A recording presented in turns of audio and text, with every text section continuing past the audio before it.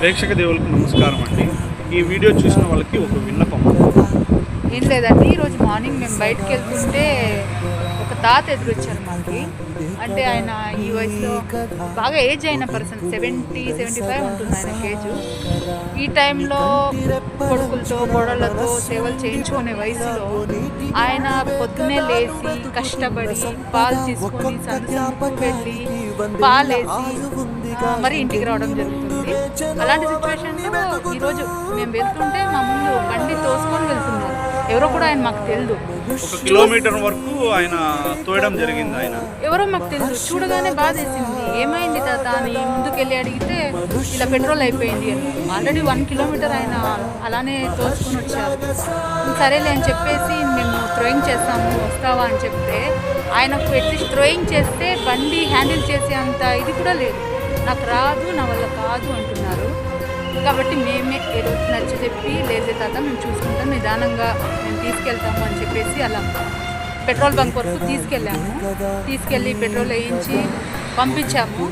ఇది చేయడం వల్ల ఆయన ఫీల్ ఏమంటే దగ్గర వాళ్ళే, మనకు కావాల్సిన వాళ్ళే మమ్మల్ని చూడని పరిస్థితుల్లో మీరు ఎవరో కూడా వచ్చి నన్ను ఇంతవరకు తీసుకొచ్చారు అని చెప్పేసి. అందరూ ఉన్నారు పబ్లిక్ లో, కానీ అందరూ చూసేవాళ్ళు కానీ ఎవరు పట్టించుకున్నారు. ఎందుకో ఆయన చూస్తేనే మాకు కూడా బాధ అనిపిస్తుంది. సరే అని చెప్పి ముందుకు వెళ్ళి ఆయనకి మా వంతు సాయంగా మేము ముందుకు పోవడం జరిగింది.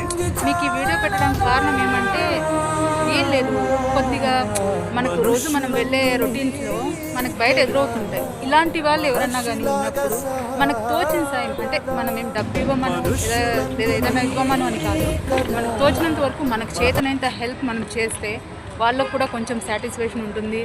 ఒక హెల్ప్ చేసిన ఏమైంది? పెట్రోల్ అయిపోయినా ముందర వేయించుకుంటావా? నేను నూపుతాను, వస్తావా? ఎవరు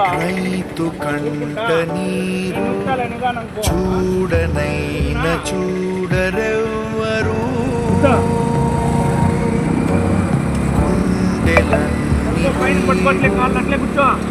ఆశలన్నీ మోడు ఆదరించు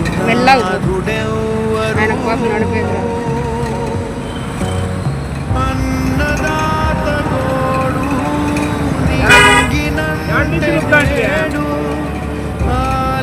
ఆలకించువారు ఎవరు? పాలన్నీ అమ్మేస్తువా? రైతు కంట నీరు ఈ సైడ్ తిరుపు. చూడరెవ్వరు